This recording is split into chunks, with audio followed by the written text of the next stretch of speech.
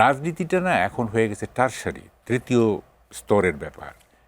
আর secondary হচ্ছে আপনার economy, primary হচ্ছে ফরেন পলিসি। আমাদের এখন রাজনীতি নিয়ে খুব বেশি মাথা ঘামানোর দরকার নেই। আমাদের মাথা ঘামাইতে হবে আমাদের ফরেন পলিসিটা কী হচ্ছে এবং আমাদের ইকোনমি কোন জায়গায় আছে। এই দুইটা কিন্তু খুব ভাইটাল। এই দুইটা পলিটিক্স কিন্তু এই দুইটাকে আড়াল করে ফেলতেছে, অথচ এই দুইটাই মূল।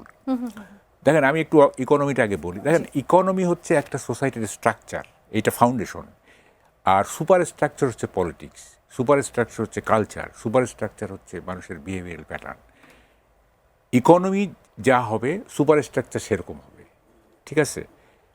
যেমন ধরেন একটা রিক্সাওয়ালা, তার যে বিহেভিয়ারাল প্যাটার্ন একটা কোটিপতির বিহেভিয়ার এক হবে না। রিক্সাওয়ালা 10 টাকা যদি তাকে ঠকানো হয় সে খেপে যায়, আর একজন মিলিয়নিয়ার সে 50,000 1 লাখ টাকা হলে সে খেপবে না, সে হয়তো মাইন্ড করবে কিন্তু খেপবে না। তো এই যে তার দারিদ্র তাকে ইয়ে করে ফেলতেছে, কি বলে যে বেয়াদব বানাচ্ছে, আর তার টাকা তাকে ভদ্র বানাচ্ছে। এইটা ইকোনমির প্রভাব, তাই না?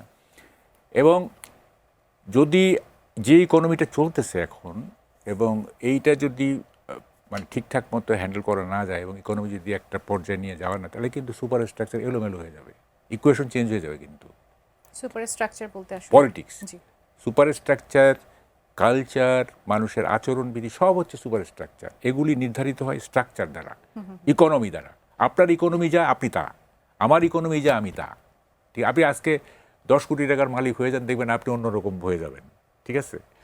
ফলে এটা ইকোনমি আপনার formulates the character of a person. আচ্ছা, এখন আমাদের ইকোনমিটা কোন পর্যায়ে, এটা অনেক বিস্তর আলোচনা, অত দূর যাব না। আমার কথা হচ্ছে যে ইকোনমিটা ঠিক করতে হবে। যদি সরকার সাস্টেইন করতে চায়, সরকার যদি কন্টিনিউ করতে চায়, ইকোনমি ঠিক করতে হবে।